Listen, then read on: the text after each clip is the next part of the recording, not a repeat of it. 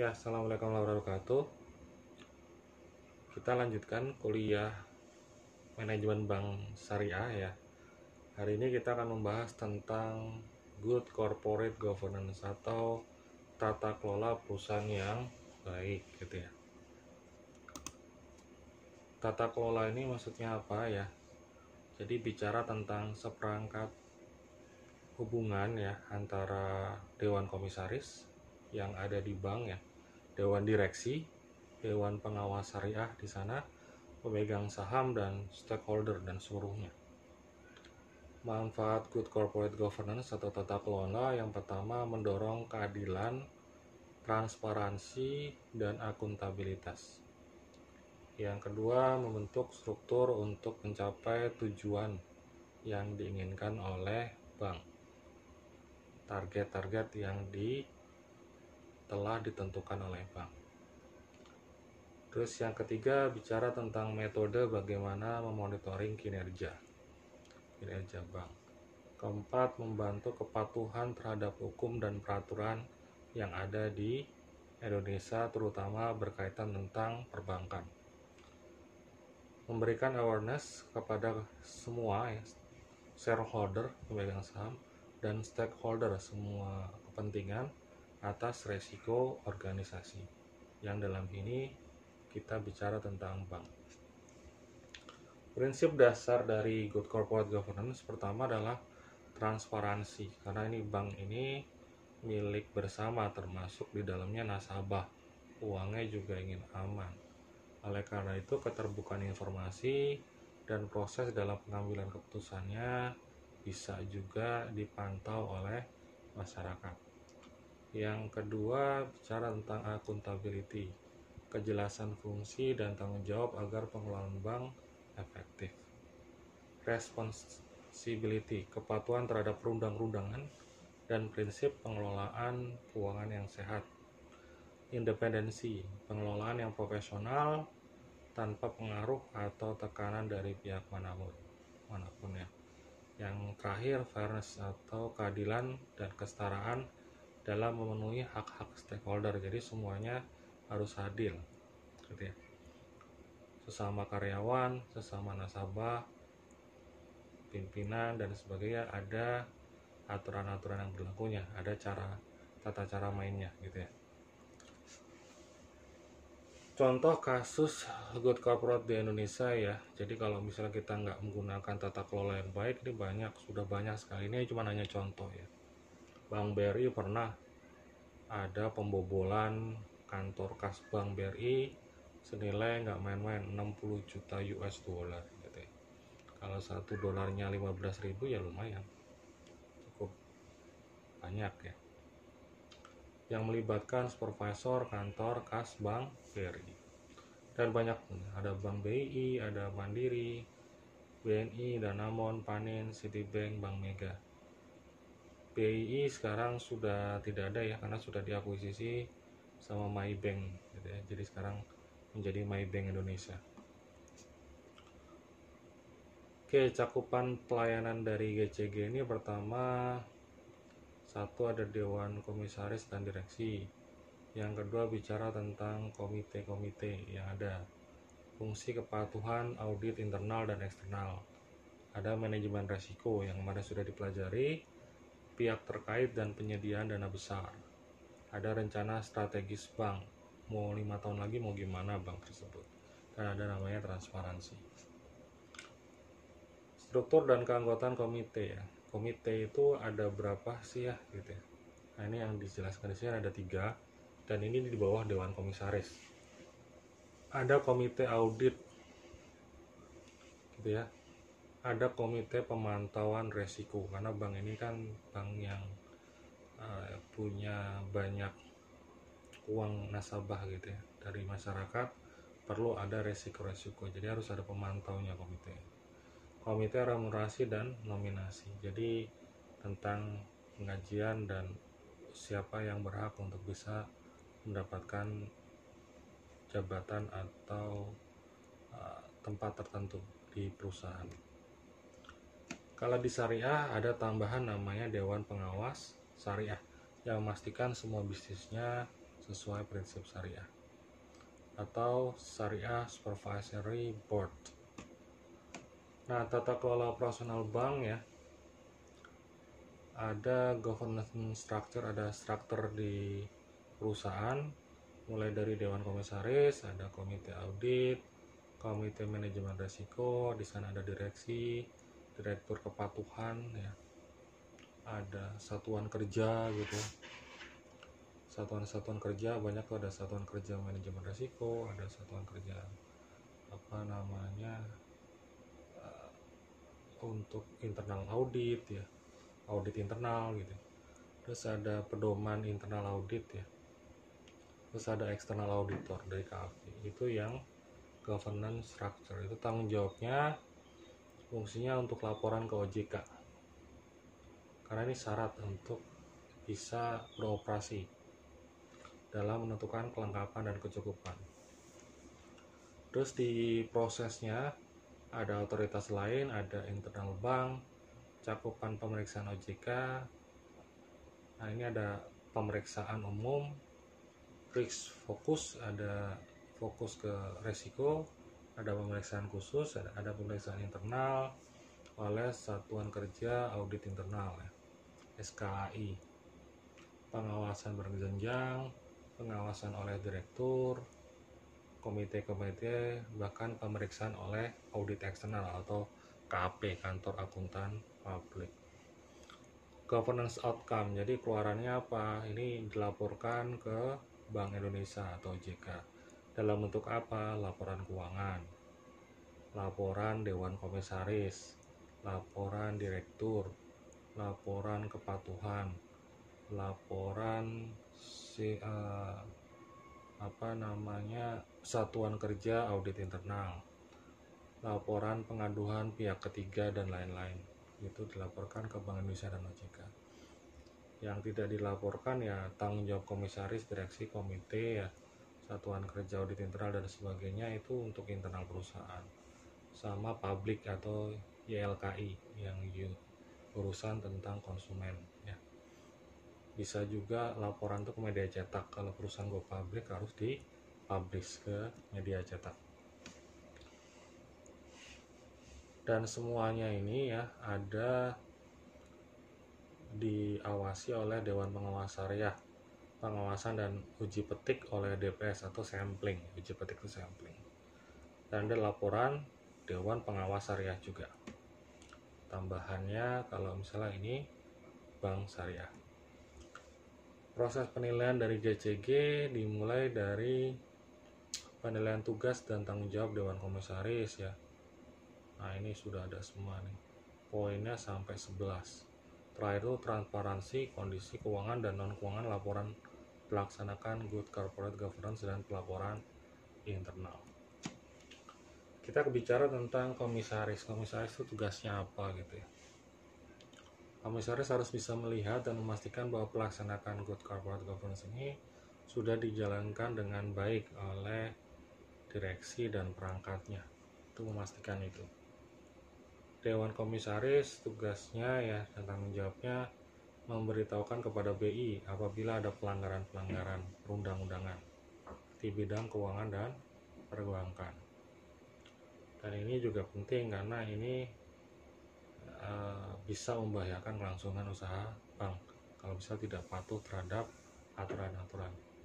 Yang kedua, membentuk paling kurang ada komite audit ya, komite pemantau resiko, komite remunerasi dan nominasi. Jadi minimal 3 itu harus dibentuk komitenya. Memastikan bahwa komite yang telah dibentuk menjalankan tugasnya secara efektif. Nah, komite ini sebelum membantu dewan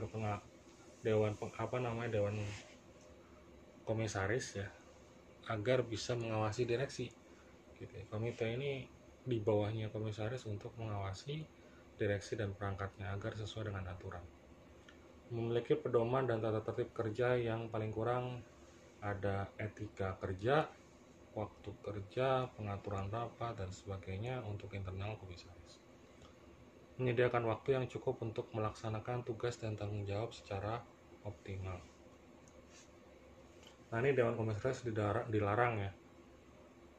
dilarang dalam pengambilan keputusan kegiatan operasional bank. Jadi namanya komisaris itu cuma mengawasi, yang menjalankan semuanya direksi, kecuali penyediaan dana kepada pihak terkait sebagaimana diatur dalam ketentuan Bank Indonesia dengan tentang batas maksimum pemberian hak kredit bank umum. Jadi ada aturannya, batas maksimum memberikan kredit sekian. Kalau di atas itu harus ada persetujuan komisaris. Karena kalau misalnya fraud atau terjadi kegagalan bayar ya, komisaris juga bertanggung jawab. Tapi selama pemberian kreditnya itu di bawah batas, dan itu boleh dan bisa saja langsung diputuskan sama direksi saja, tidak perlu oleh komisaris. Komisaris hanya menandatangani yang lebihi atau batas maksimum. Hal-hal lain yang diterapkan dalam anggaran dasar bank atau peraturan perundangan yang berlaku. Pengambilan keputusan oleh Dewan Komisaris ya merupakan bagian dan tugas pengawasan oleh komisaris sehingga tidak meniadakan tanggung jawab direksi atas pelaksanaan keputusan bank. Jadi semua itu diserahkan kepada direksi. Komisaris hanya cuma mengawasi, gitu ya. Karena kewenangan keputusan apapun di bank itu tanggung jawab direksi. Nah, ini aspek transparansi Dewan Komisaris. Nah, komisaris kan banyak juga sebagai pemilik bank. Jadi perlu tuh diungkapkan di laporan pelaksanaan Good Corporate Governance mengenai kepemilikan saham yang mencapai 5% atau lebih itu harus dilaporkan. Karena nanti ada efek kepentingan juga untuk bank. Karena kalau saya pemegang saham juga dan saya mayoritas di situ di bank tersebut, saya ada benturan kepentingan juga. Saya bisa saja meminjam uang dari bank itu tersebut kepada bisnis saya. Dan ini kalau misalnya tidak profesional, terus tidak diatur dengan tata kelola yang baik, ini juga membahayakan bank yang dikelola. Terus yang berikutnya ya, hubungan keuangan dan keluarga dengan anggota Dewan Komisaris ini juga apalagi berhubungan dengan keluarga atau keuangan keluarga. Remunerasinya dan fasilitas apa saja yang diberikan ini harus ditetapkan oleh rapat umum pemegang saham. Anggota Dewan Komisaris dilarang memanfaatkan bank untuk kepentingan pribadi, keluarga, atau pihak lain yang dapat merugikan atau mengurangi keuntungan bank. Mengambil dan menerima keuntungan pribadi dari bank selain remunerasi yang ditetapkan LOPS dan fasilitas lainnya. Jadi semua harus disetujui oleh rapat umum pemegang saham tentang remunerasi dan fasilitas lainnya. Sedangkan direksi tanggung jawabnya ini direksi beserta seluruh karyawan harus dapat melaksanakan good corporate governance dalam setiap kegiatan operasional bank pada seluruh jenjang organisasi, seluruh strukturnya.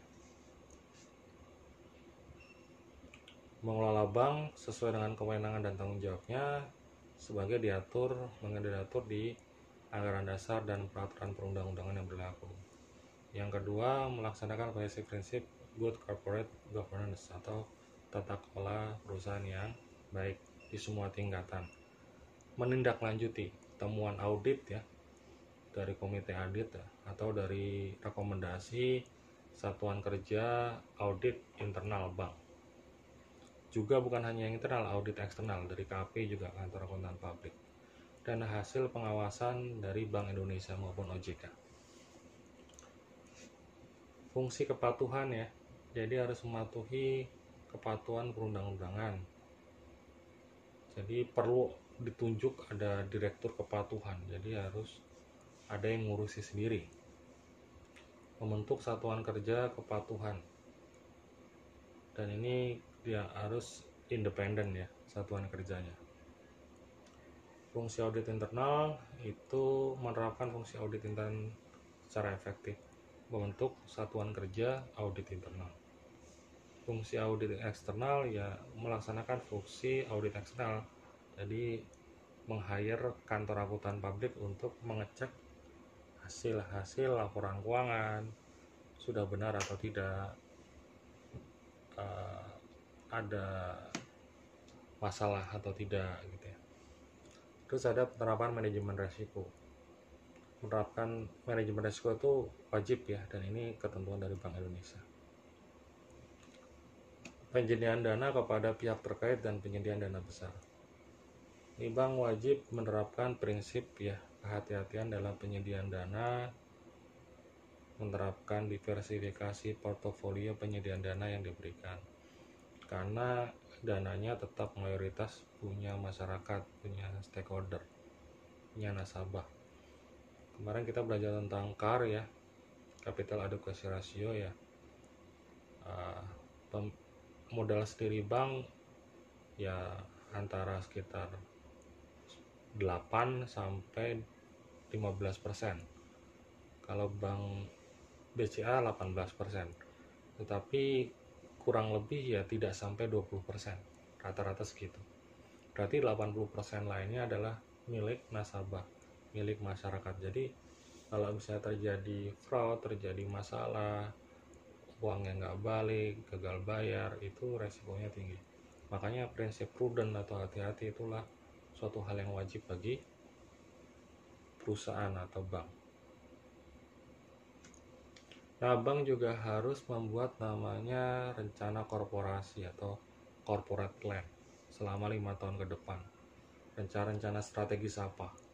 Dan ini harus bentuknya mengikuti pedoman dari ketentuan Bank Indonesia. 5 tahun mau seperti apa?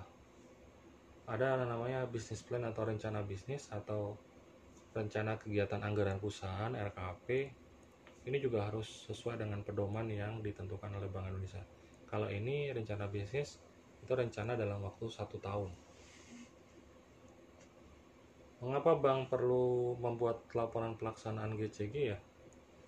Ya, ini untuk mengungkapkan praktek-praktek dari GCG, transparansi, meningkatkan public awareness ya, jadi pedulian dari masyarakat terhadap bank ya, meningkatkan reputasi dari bank. Laporan pelaksanaan GCG ya banyak hal tuh ya, ada prinsip-prinsip kepemilikan saham anggota, paket atau kebijakan remunerasi, share option atau pilihan untuk melakukan pembagian saham, opsi pembagian saham pada komisaris, direksi, dan pejabat eksekutif terus dilaporkan. Nggak boleh kita perusahaan memberikan bonus dalam bentuk saham tanpa dilaporkan. Jadi perlu ada laporan pelaksanaan gaji. Ada rasio gaji tertinggi berapa dengan gaji terendah, sehingga tidak terjadi gap yang terlalu besar. Frekuensi atau banyaknya rapat dewan komisaris kerja nggak sih? Nah, hasil laporan rapatnya itu juga penting untuk dilaporkan di laporan pelaksanaan GCG. Jumlah penyimpangan ya, internal fraud, permasalahan hukum dan bagaimana menyelesaikannya. Banyak juga di antara bank dengan nasabah itu terlibat masalah sehingga ada sengketa, masalah hukum. Itu banyaknya berapa, apa saja sengketanya, itu harus dilaporkan. Transaksi yang mengandung benturan kepentingan, buyback saham itu juga harus dilaporkan, atau buyback obligasi, beli kembali ya, maksudnya buyback.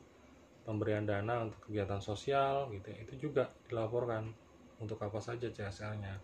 Apalagi untuk kegiatan politik gitu ya. Ini bisa berdampak pidana karena sebetulnya tidak diperbolehkan. Jadi perlu dilaporkan juga kegiatan apa saja yang mengeluarkan uang untuk sosial dan lainnya. Ini contoh self assessment ya. Ada poin 1 sampai 11, mulai dari pelaksanaan tugas tanggung jawab dewan komisaris hingga sampai rencana strategis. Nah, di terakhir saya akan menjelaskan tentang perbandingan laporan keuangan ya bank konvensional yang kemarin kita sudah bahas dengan laporan laporan keuangan bank syariah. Perbedaannya ada di teman-teman bisa dilihat slide ya. tentang laporan sumber dan penggunaan dana zakat. Jadi wajib ya karyawan dan bank ya mengeluarkan zakat dari hasil keuntungannya, dan terus dilaporkan sumbernya dari mana saja dan penggunaannya untuk siapa saja. Terus yang kedua ada laporan sumber dan penggunaan dana kebajikan. Bank tidak menutup kemungkinan menempatkan uangnya di perusahaan lain. Di sana juga kemungkinan saja di bank lain itu ada kena bunga, dan juga ada banyak hal seperti denda-denda yang diberikan kepada nasabah agar patuh gitu terhadap pembayaran. Itu denda tersebut tidak bisa dimasukkan di keuntungan bank, itu dimasukkan kepada penggunaan dana kebajikan, harus diberikan kepada masyarakat atau sosial. Oke, neraca bank konvensional kemarin sudah dijelaskan ya.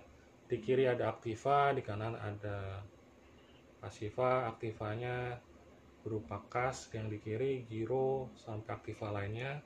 Kewajiban itu ada kewajiban segera dan sampai kewajiban lain-lain. Ekuitasnya ada modal store, tambahan modal store, saldo laba rugi dan sebagainya. Sedangkan kalau di neraca bank syariah, nah itu ada yang biru-biru, itu yang perbedaannya di situ. Ada piutang ya, murabahah, salam, istisna, qard, pembiayaan, mudharabah.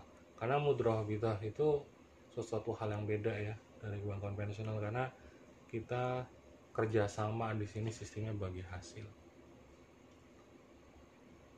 Ada persediaan aktiva untuk dijual kembali, aktiva yang diperoleh untuk ijaroh, istisna dan sebagainya. Oke, perbedaan dari syariah sama konven ya. Pendapatan operasional utama, kalau di konvensional ada bunga, komisi ya, provisi, kerugian atau keuntungan efek, falas dan sebagainya.